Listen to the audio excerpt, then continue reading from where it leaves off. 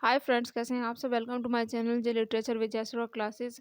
आज एक नए टॉपिक के सामने मैं आपके सामने उपस्थित हूं और वो हमारा टॉपिक है असाइड। असाइड हमारा एक लिटरेरी डिवाइस होता है, यह सब आप परिचित होंगे और इसके बारे में आज मैं आपको बताने वाली हूँ। सबसे पहले हम इसकी डेफिनेशन की बात कर लेते हैं। In theatre a part of a actress and actors line that is heard only by the audience and by none of the other characters that are on stage. तो ये आपको क्लियर होगा कि ये जो असाइड होती है वो थिएटर में कब होती है, थिएटर में होती है और ये किसी नायक या नायिका की कही गई कुछ लाइन होती है जो ऑडियंस द्वारा सुनी जाती है, जो सामने उपस्थित ऑडियंस द्वारा सुनी जाती है। ये स्टेज पर उपस्थित किसी कैरेक्टर द्वारा नहीं सुनी जाती, ठीक है, by none of the other character that are on stage. लेकिन ये क्या होता है, किसी और के द्वारा नहीं सुनी जाती। आपको एक बात बता दूं, जो असाइड होती है ये धीरे से फुसफुसाना होता है, किसी बात को अपना धीरे से कह देना होता है।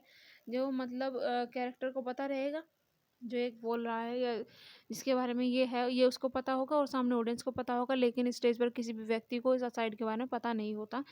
ये इसकी वो क्वालिटी होती है। और एक इसके बारे में इम्पोर्टेंट बात यह है कि मोनोलॉग जो होता है वो अलाउडली एक्सप्रेस करता है, उसमें जो सिंगल कैरेक्टर होता है अपने विचारों को। सोलो लकी में धीरे से बताई जाती है, लेकिन जो असाइड होगा वो धीरे से फुसफुसाकर बताया जाता है, ठीक है दोस्तों। इस मोनोलॉग सबसे बड़ा होता है, सोलो लकी उससे छोटा होता है और सबसे छोटा हमारा असाइड होता है। इसका एक एग्जांपल है मैकबेथ से, आप उसे नोट कर लीजिए, कई बार पूछा भी गया है।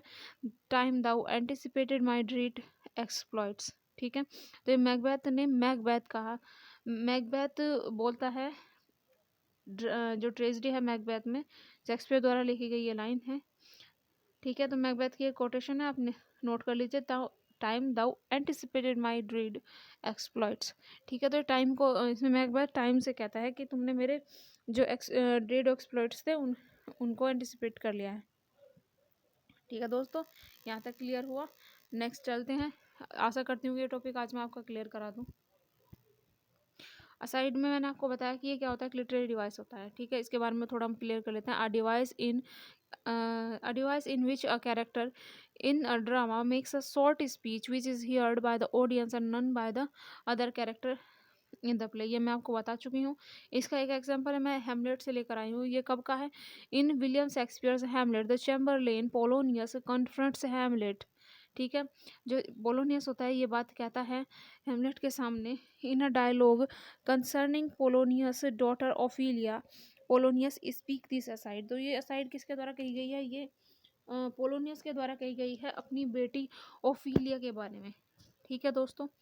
और इस साइड को आप नोट कर लीजिए, कई बार पूछा जाता है, तो इसमें आपको एग्जाम्पल के लिए आसानी होगी। हाउ से यू दैट, हाउ से you by that, still harping my harping on my daughter, yet he knew me not at first. I said I was a fishmonger, is far gone, and truly in my truth, in my youth, I suffered much extremely for love. Very near this, I speak to him again, ठीक है दोस्तों। तो ये क्या होता है? Polonius की line है, ठीक है दोस्तों। In a dialogue concerning Polonius daughter Ophelia Polonius speak this aside, ठीक है। तो ये सब आप नोट कर लीजिए। मैं इसको आपके लिए थोड़ा और इजी बना देती हूँ, जिससे कि आपको इसे समझने में आसान। देखिए, मोबाइल से तो आप सभी परिचित हैं आज के ज़माने में, लेकिन असाइड को थोड़ा इजी करने के लिए मैं आपके लिए एक बहुत शॉर्ट ट्रिक्स लेकर आई हूँ, उसमें आप इसे बोल नहीं पाओगे। तो इसमें क्या होगा, आप मोबाइल देख रहे हैं, इसमें देख why are you with her now, ठीक है। तो ये एक मोबाइल पर मैसेज आया हुआ है, लेकिन इसमें अगर ये ऐसा थोड़ा इमेजिन करो कि जो स्टेज है उस स्टेज पर एक आदमी के हाथ में मोबाइल है जिसके बारे में ये असाइड है, और उसके जो मोबाइल पर है ये टेक्स्ट आती है, वो उसे पढ़ता है। अब आपको पता ही होगा कि जब किसी के मोबाइल में टेक्स्ट आता है तो वो उसे खुद पढ़ता है, और इसको आसपास बैठे लोगों को ये पता नहीं होता कि उसके मोबाइल में क्या टेक्स्ट आया है, ठीक है। ऑडियंस को ये पता होगा कि उसके मोबाइल में क्या टेक्स्ट आया है, क्योंकि ये प्ले किया गया है, ठीक है।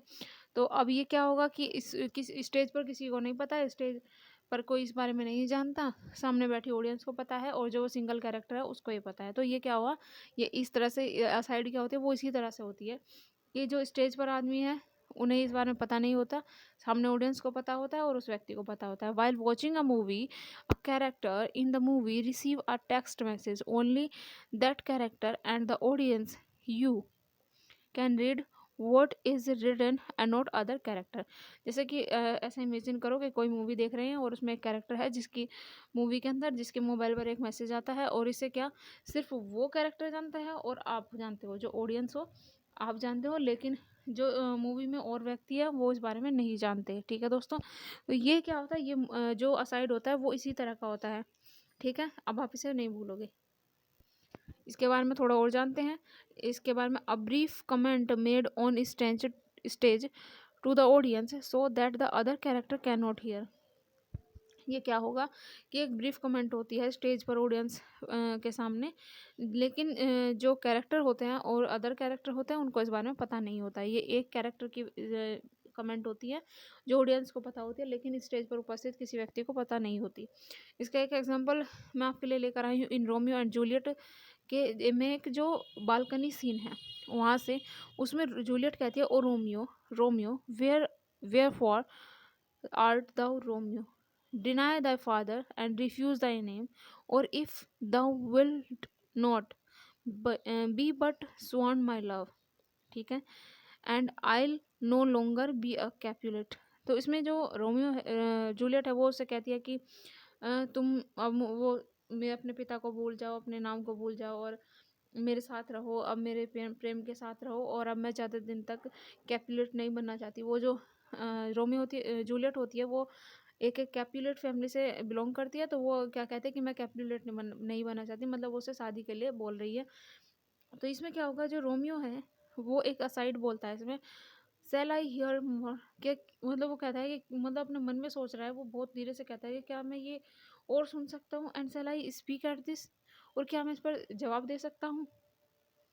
ये उसकी एक असाइड होती है, मतलब वो जब सामने सुन रही है जूलियट ये सारी बातें बता रही होती है, तो वो फील कर रहता है कि वो इस चीज़ को और सुने, है ना, और वो इसका आंसर करे उसे।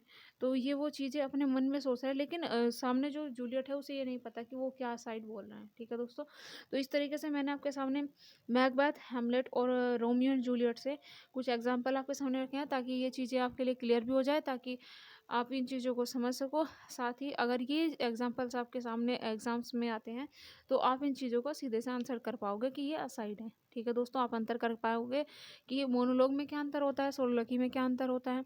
यहाँ तक आपका क्लियर हुआ। Thanks for watching my video, और ऐसे ही वीडियो पाने के लिए मेरे चैनल को सब्सक्राइब करें। थैंक यू दोस्तों।